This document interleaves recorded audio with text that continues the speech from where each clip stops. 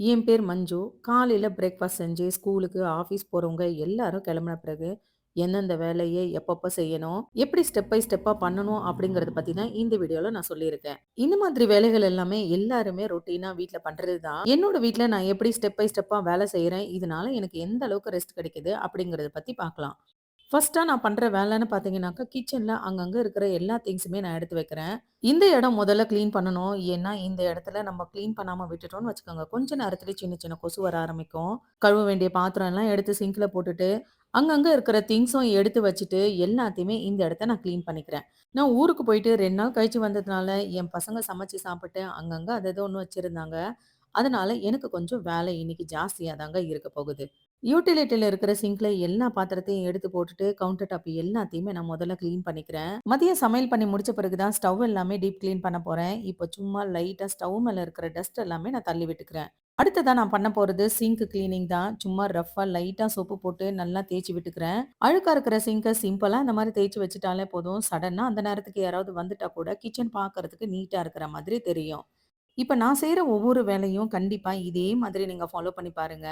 வீடும் சரி, கிச்சனும் சரி, பாத்ரூமும் சரி பார்க்கறதுக்கே ரொம்ப ஹைஜீனா தெரியும். ஓரளவுக்கு கிச்சன கிளீன் பண்ணி முடிச்சுட்டேன். இன்னும் 2 பேரு சாப்பிடணும் அப்படிங்கிறதுனால இட்லி பாத்திரம், மாவு பாத்திரம் மட்டும் அங்கேயே வச்சிருக்கேன். பாத்திரம் கொஞ்சம் இருக்கிற மாரி தெரிஞ்சாலும் கிச்சன்ல டஸ்ட், அழுக்கு இதெல்லாம் இல்லாம பார்க்கறதுக்கு நீட்டா தெரியுது. 2வது ஸ்டெப்பா நம்ம பண்ண போறது லிவிங் ரூமுக்கு வந்துட்டோம். இப்ப டைனிங் டேபிள் மேல இருக்கிற எல்லா திங்ஸுமே நான் எடுத்து வைக்க போறேன். என் பையன் கொண்டு வந்த பேக்ல பெல்ட், யூஸ் பண்ண சாக்ஸ் எல்லாமே இருந்தது. அது எல்லாத்தையுமே எடுத்து வச்சுட்டு பேக்கும் ஸ்டேர்கேஸ்ல எடுத்து வச்சுட்டேன். நான் கோயிலுக்கு போயிட்டு வந்த பேக்கும் அங்கேயே இருந்தது. அதையும் எடுத்து வச்சுட்டேன்.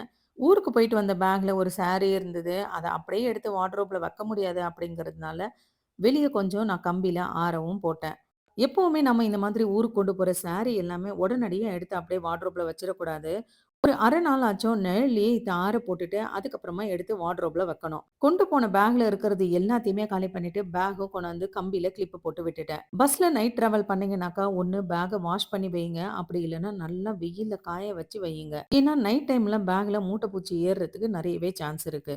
அழுக்கா இருந்த துணி எல்லாத்தையுமே எடுத்து நானு ஸ்டேர்கேஸ் கிட்ட போட்டுட்டேன். ஸ்டேர்கேஸ்ல வைக்கிறது எல்லாமே மேல போகும்போது அப்படியே கொண்டு போறதுக்காக தான், டைனிங் டேபிள் மேல இருக்கிறது எல்லாத்தையுமே ஒவ்வொன்னா எடுத்து வச்சும் கிளீன் பண்ணிட்டேன். இப்போ 3வது ஸ்டெப்பா என்ன பண்ணலான்னு பார்க்கலாம். நான் வந்து இப்போ பெட்ரூமுக்கு வந்தாச்சு. பனிக்காலம் அப்படிங்கிறதுனால நம்ம யூஸ் பண்ற பெட்ஷீட்ஸ் எல்லாமே ஒரு 1 ஹவர் ஆச்சும் வெளிய கம்பியில ஆற போட்டு தான் எடுத்து வைக்கணும். பெட் மேல இருக்கிற பெட்ஷீட்ஸ் எல்லாமே கலஞ்சிருக்கிறது எல்லாத்தையுமே சரி பண்ணி விடணும். நான் வந்து இன்னைக்கு பெட்ஷீட்டே சேஞ்ச் பண்ண போறேன். ஏன்னா மண்டே ஆனாக்கா நான் பெட்ஷீட் வந்து சேஞ்ச் பண்ணிடுவேன். ஊருக்கு போயிட்டதுனால என்னால சேஞ்ச் பண்ண முடியல. அதனால நான் வந்து இன்னைக்கு பெட்ஷீட்டே சேஞ்ச் பண்ணிடுறேன். பெட்ஷீட்ஸ் எல்லாமே எல்லா பக்கத்துலயும் இழுத்து நல்லா டைட்டா டக் பண்ணி விட்டுட்டேன். இன்னும் 1 வாரத்துக்கு பெட் மேல உட்காரும்போதும், படுத்து எந்திரிக்கும்போதும் எனக்கு வந்து பெட்ஷீட் அதிகமா கலையாது. டெய்லி எந்திரிச்ச உடனே நான் லைட்டா இந்த மாதிரி இழுத்து விட்டாலே எனக்கு போதும். இதோட இந்த ரூம்ல இருக்கிற வேலை எனக்கு முடிய போறதில்ல. டேபிள் மேல இருந்த எல்லா திங்ஸுமே நான் எடுத்து வைக்க போறேன். 2 நாள் ஊருக்கு போயிருந்தேன். என் வீடு வீடாவே இல்லைங்க. இன்னைக்கு ஒரு நாள் நான் செஞ்சுட்டேனா போதும். அடுத்த நாள்லேருந்து நான் ஈஸியா மெயின்டெயின் பண்ணிட்டு வந்துருவேன். நெறைய திங்ஸ் அப்படியே இருந்தது. எல்லாத்தையுமே நான் அப்படியே எடுத்து வச்சுக்கிட்டே வந்தேன். இந்த ரூம்ல இந்த டேபிள நான் கிளீன் பண்ணிட்டா போதும். மொத்த ரூமுமே அப்படியே கிளீனா இருக்கிற மாதிரி எனக்கு தெரியும். ஃபங்ஷனுக்குன்னு போனா போதும், லிப்ஸ்டிக்கு அது இதுன்னு கொஞ்சம் பவுச்ல எடுத்துட்டு போவோம். வந்த உடனே அதெல்லாம் எடுத்து வைக்கிறதே ஒரு பெரிய மலையாயிடுது. அவ்வளோதாங்க. இந்த ஃப்ளோர்ல இருக்கிற ரூம நான் கிளீன் பண்ணி முடிச்சுட்டேன். 4வது ஸ்டெப்பா நான் வந்து சோஃபா கிளீன் பண்ண வந்துட்டேன். ரொம்ப டயர்டா இருந்ததுனால நைட்டு நான் சோஃபா மேலயே தூங்கிட்டேன். சோஃபா மேல இருந்த பெட்ஷீட்டும் மடிச்சு வச்சுட்டேன். டீ டேபிள்ல லேப்டாப்பு, பர்ஸு, டைரி இதெல்லாமே இருந்தது. அதெல்லாமே எடுத்து கீழவே நான் வச்சுட்டேன். குஷன்ஸ் எல்லாம் எடுத்து அங்கங்க ஒரு இடத்துலயும் வச்சுட்டேன். என் பையன் கொண்டு வந்த பேக் இன்னொரு பேக்கும் இருந்தது. அதுல ஆஃபீஸ் கீ, வீட்டோட கீ, பர்ஸு இது எல்லாமே நெறைய இருக்கும். இது எல்லாமே நான் எடுத்துட்டாக்கா அங்கங்க வச்சுருவேன் அப்படிங்கிறதுக்காக அதுலருந்து எதுவுமே எடுக்கல. பேக்க கொண்டு போய் அப்படியே உள்ளவும் வச்சுட்டேன். சோஃபால இருக்கிற டஸ்ட் எல்லாமே தட்டி விட்டுட்டு, அந்த இடத்துல குஷன்ஸ் எல்லாமே கரெக்ட்டா ஆர்கனைஸ் பண்ணி வச்சுட்டேன். ஸ்டேர்கேஸ் கிட்ட நெறைய துணிங்க போட்டிருந்தேன். இதுல வந்து ஹேண்ட் வாஷ் பண்றதும், பெட்ஷீட்ஸ் தனியா, டெய்லி யூஸ் பண்ற துணி தனியாவும், தனித்தனியா பிரிச்சும் வச்சுட்டேன். சாக்ஸ் எல்லாத்தையுமே ஹேண்ட் வாஷ் பண்ணணும். அதனால யூட்டிலிட்டில கொண்டு போயி நான் வந்து சோப் வாட்டர்ல நனைச்சியும் வச்சுட்டு வந்துட்டேன். வாஷிங் மிஷின் மேல இருக்கிற பாத்ரூம்ல இருக்கிறதுனால, துணி எல்லாமே மேல கொண்டு போயிட்டேன். அங்க போய் மிஷினும் ஆன் பண்ணி விட்டுட்டு, அங்க இருக்கிற ரூமையும் நான் கிளீன் பண்ணியும் விடணும். இது வந்து என் பொண்ணோட ரூமு. ரொம்ப அவசரமா இன்னைக்கு காலேஜுக்கு கிளம்பிட்டா. அதனால தலகாணி எல்லாம் எடுத்து போட்டுட்டு, குவில்ட் எல்லாமே மடிச்சு ஒரு பக்கமாவும் வச்சுட்டேன். ரூம் கிளீனா தான் இருந்தது. ஸ்டடி டேபிளும், ட்ரெஸ்ஸிங் டேபிளும் ரொம்பவே மெஸ்ஸியா இருந்தது. ஸ்டடி டேபிள் மட்டும் கிளீன் பண்ணிட்டு, வாஷிங் மிஷின்ல துணி போடுறதுக்கு நான் போயிட்டேன். சீக்கிரமாவே துணி மிஷின்ல ஆயிடுச்சுன்னு வச்சுக்கோங்க. நல்லா வெயில்ல காய வச்சு, துணிய கொண்டாந்து சீக்கிரமா மடிச்சியும் வச்சிடலாம். அதனால மிஷின முதல்ல ஆன் பண்ணி விட்டுட்டு, மத்த கிளீனிங் வேலையும் நான் மறுபடியும் ஸ்டார்ட் பண்ண ஆரம்பிச்சுட்டேன். ரெகுலரா யூஸ் பண்ற துணி மட்டும் தான் போட்டிருக்கேன். இன்னும் டவலு, ஒயிட் கிளாத்து அது எல்லாமே இருக்கு. இதுக்கப்புறமா இன்னொரு லோடும் நான் மிஷின் ஆன் பண்ண வேண்டியிருக்கும். மிஷின ஆன் பண்ணி விட்டுட்டு, நான் வந்து ட்ரெஸ்ஸிங் டேபிளும் கிளீன் பண்ண வந்துட்டேன். 2 நாள் தான் வீட்ல ஆள் இல்ல. அதுக்கே பார்த்தீங்கன்னா, அவ்ளோ டஸ்ட் இருந்ததுங்க. இப்ப என் பொண்ணோட ரூம்ல சின்ன சின்ன கிளீனிங் வேலை எல்லாமே பண்ணிட்டேன். அடுத்த ஸ்டெப்பா நான் என்ன பண்றேன்னு பார்க்கலாம். 6வது ஸ்டெப்பா நான் பண்றது பாத்ரூம்ல ஃப்ளோரிங் மட்டும் கிளீன் பண்றது. ஃப்ளோர் கிளீனர லைட்டா பாத்ரூம்ல தெளிச்சு விட்டுட்டு, துடைப்பத்துல இப்படி தேய்ச்சு விட்டு, தண்ணி விட்டு அலசி விட்டுட்டா போதும். ஒரு நாள் ஃபுல்லா நல்லா ஃப்ரெஷ்ஷா இருக்கும். வீடு கூட்டி துடைக்கிறதுக்கு முன்னாடியே நம்ம பாத்ரூம் வாஷ் பண்ற வேலை பண்ணிட்டோம்னு வச்சுக்கோங்க. அந்த வேலை பண்ணி முடிக்கிறதுக்குள்ளேயே பாத்ரூம் நல்லாவே ட்ரை ஆயிடும். இப்படி டெய்லி தேய்ச்சு விட்டாலே போதும். பாத்ரூம் எப்பவுமே ஃப்ரெஷ்ஷா இருக்கிற மாதிரியும் இருக்கும். அதே மாதிரி ரொம்ப அழுக்கு படியாம நமக்கு கிளீன் பண்றதும் ரொம்பவே ஈஸியா இருக்கும். அடுத்த ஸ்டெப்பா நான் ஊற வச்ச சாக்ஸ் எல்லாமே அப்படியே இருந்தது. அது வாஷ் பண்றதுக்காக நான் போக போறேன். வாஷிங் மிஷின்ல போட்டிருந்த துணி இன்னும் கொஞ்ச நேரத்துல ஆயிடும். அதுக்குள்ள இந்த சாக்ஸ நான் துவைச்சுட்டேன்னா, 2த்தையும் கொண்டு போய் அப்படியே நான் டெர்ரஸ்ல காய போட்டுருவேன். டெய்லி இப்படி துவைக்கிறதுல அதிகமா சாக்ஸ் சேர்ந்துட்டா, அதுவும் ரொம்ப அழுக்கா இருந்துச்சுன்னா, இந்த மாதிரி ஹேண்ட் வாஷ் பண்ணுவேன். அப்படி இல்லையா, வாஷிங் சோடாவும், சோப்பும் போட்டு பக்கெட்ல ஊற வச்சுட்டு, எல்லா துணி கூடவும் சாக்ஸையும் சேர்த்து நான் மிஷின்ல போட்டு ஆன் பண்ணி விட்டுடுவேன். இன்னைக்கு நெறைய துணியும் இருக்கு. அதே மாதிரி சாக்ஸும் ஹேண்ட் வாஷ் பண்றதுனால, கண்டிப்பா இத நான் கீழ போட்டேன்னா 2 நாள் ஆனா கூட காய போறதில்ல. அதனால மொத்த துணியும், சாக்ஸும் கொண்டு போய் மேல போட்டுட்டேன்னா, மதியத்துக்குள்ள காய்ஞ்சிரும். அதுக்கப்புறமா எனக்கு மடிச்சு வைக்கிறதுக்கு ரொம்பவே ஈஸியா இருக்கும். சரி, இப்ப 8வது ஸ்டெப்பா என்னோட வீட்ல நான் என்ன வேலை செய்றேன்னு பார்க்கலாம். மேல வாஷிங் மிஷின்ல துணி ஆயிருக்கான்னு போய் பார்த்தேன். இன்னும் ஒரு 1/2 மணி நேரம் இருந்தது. அதுக்குள்ள வீட கூட்டி நம்ம தொடச்சிடலான்னு வீட கூட்ட ஆரம்பிச்சுட்டேன். என்னடா இவ வீட்டு வேலை செய்றதுக்கு ஜீன்ஸ் போட்டுட்டு இருக்காளே அப்படின்னு கண்டிப்பா நீங்க நெனைப்பீங்க. எப்படியும் அழுக்கான ட்ரெஸ் தான் கண்டிப்பா வாஷ் பண்ணியே ஆகணும். அதனால போட்டிருந்த ட்ரெஸ்ஸோடவே அப்படியே வேலையும் ஸ்டார்ட் பண்ணிட்டேன். நார்மலா டெய்லி வீட்டு வேலை செய்யும்போது கொஞ்சம் கொஞ்சமா ரெஸ்ட் எடுத்துட்டு தான் நான் பண்ணுவேன். ஆனா இன்னைக்கு கன்டினியூஸா நான் பண்ணிட்டு இருக்கேன். ஏன்னா வீட்டு வேலையும் முடிச்சுட்டு, சமையல் வேலையும் முடிச்சுட்டு நான் வந்து வெளிய போகணும். இங்க ஃப்ரெண்ட்ஸுங்களோட கெட் டுகெதர் இருக்கு. மதியம் 1 மணிக்குள்ள நான் அங்க போய் ஆகணும். அதனால தான் கன்டினியூஸா இப்ப நான் வேலை பார்த்துட்டு இருக்கேன்.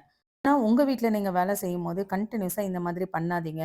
ஒரு 45 மினிட்ஸ் நீங்க வேலை செஞ்சீங்கன்னா, கண்டிப்பா ஒரு 1/2 மணி நேரமாச்சும் ரெஸ்ட் எடுத்துட்டு அதுக்கப்புறமா செய்யுங்க. காலையில பிரேக்ஃபாஸ்ட் சாப்பிடுறதுக்காக ஒரு 1/2 மணி நேரம் உட்கார்ந்தேன். அது தவிர இப்ப 11 மணி வரைக்குமே பார்த்தீங்கன்னா, கன்டினியூஸா நான் வேலை பார்த்துட்டு இருக்கேன். வீடு மாப் பண்ணி முடிச்சாச்சு. அடுத்த ஸ்டெப்பா நான் என்ன பண்றேன்னு பார்க்கலாம். துணி காய போட டெர்ரஸ்க்கு வந்துட்டேன். பாருங்க என்னோட ஃபேஸே எந்த அளவுக்கு சீரியஸா இருக்கு அப்படின்னு. வேலைன்னு செய்ய ஸ்டார்ட் பண்ணிட்டேனாக்கா, அந்த வேலை முடியிற வரைக்கும் மத்தத பத்தி எதையுமே யோசிக்க மாட்டேன். எப்ப வேலைய முடிக்கலாம், எப்ப உட்காந்துக்கலாம் அப்படிங்கிறத பத்தி தான் யோசிச்சுட்டு இருப்பேன்.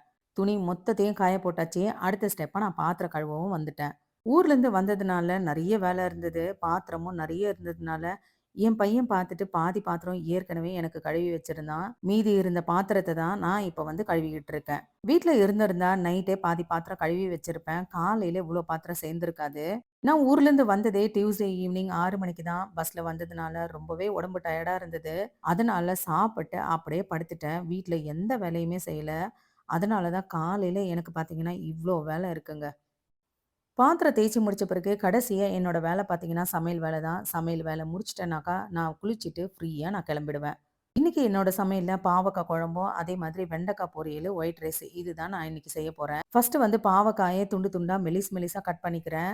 கொஞ்சமா கடாயில எண்ணெய் விட்டுட்டு, இந்த பாவக்காய எண்ணெயிலேயே நான் ஃப்ரை பண்ணி எடுத்துக்கிறேன். குழம்புக்காக நம்ம எடுக்கிற தேங்காயும் நல்லா துருவிட்டு, இந்த மாதிரி எண்ணெயில ஃப்ரை பண்ணி எடுத்துக்கலாம். இன்னைக்கு வந்து நான் எண்ணெயில ஃப்ரை பண்ண போறதில்ல. தேங்காய அப்படியே துண்டு துண்டாவே நான் கட் பண்ணி எடுத்துக்கிட்டேன். பாவக்காய் நல்லா வதங்கிருச்சு. இப்ப வந்து நான் தனியா பிளேட்ல எடுத்து வச்சுக்கிட்டேன். கடாயில இருக்கிற ஹீட்லயே கொஞ்சமா வெந்தயத்த போட்டு அப்படியே நான் வறுத்தும் எடுத்துக்கிட்டேன். மிக்ஸி ஜார்ல கொஞ்சமா தேங்காய், புளி, காரத்துக்கு தேவையான சாம்பார் பவுடர் இது எல்லாத்தையுமே நான் சேர்த்துக்கிட்டேன். இத நல்லா நைஸா அரைச்சு எடுத்துட்டு, கடைசியா வறுத்து வச்ச வெந்தயத்தையும் இது கூடவே சேர்த்து அரைச்சியும் எடுத்துக்கிட்டேன். இப்ப வந்து குழம்ப தாளிச்சுக்கிறேன். கொஞ்சமா எண்ணெய், கடுகு, கட் பண்ணி வச்ச வெங்காயமும் நான் சேர்த்துக்கிறேன். வெங்காயம் நல்லா வதங்கின பிறகு கொஞ்சம் கறிவேப்பிலையும் சேர்த்துட்டு, நம்ம வதக்கி வச்ச பாவக்காயும் இது கூடவே சேர்த்து வதக்கிக்கலாம். பாவக்காய், வெங்காயத்து கூட நல்லா வதங்கின பிறகு, நம்ம அரைச்சு வச்ச மசாலாவையும் இது கூடவே சேர்த்துக்கலாம். குழம்பு நல்லா கொதிக்க கொதிக்க நல்லாவே திக்காகும். அதனால தாராளமாவே இதுல தண்ணி சேர்த்துக்கலாம். இந்த குழம்புக்கு நான் தக்காளி எதுவுமே சேர்க்கல. வெறும் புளி மட்டும் தான் சேர்த்துருக்கேன். ரொம்ப சிம்பிளான குழம்பு தான். ஆனா இதோட டேஸ்ட் பார்த்தீங்கன்னா, அந்த அளவுக்கு சூப்பரா இருக்குங்க. குழம்பை இன்னொரு பக்கம் பர்னருக்கு மாத்திட்டு, இந்த பர்னர்ல வெண்டைக்காய நல்லா வாஷ் பண்ணி பொடியா கட் பண்ணி வச்சிருந்தேன். அத இன்னொரு கடாயில போட்டு நல்லா வதக்கியும் எடுத்துக்கிறேன். குழம்பு நல்லா கொதிச்சிட்டு இருக்கு. இந்த சமயத்துல நான் லேட் ஆகும் அப்படிங்கிறதுனால குழம்ப நான் வேற ஒரு பாத்திரத்துக்கு மாத்திட்டு, குழம்ப மறுபடியும் ஸ்டவ்ல வச்சு கொதிக்க வைக்க போறேன். அதுக்கப்புறமா அதே கடாய உள்ள மட்டும் வாஷ் பண்ணிட்டு, நான் அதிலேயே பொரியலும் தாளிச்சு எடுத்துக்க போறேன்.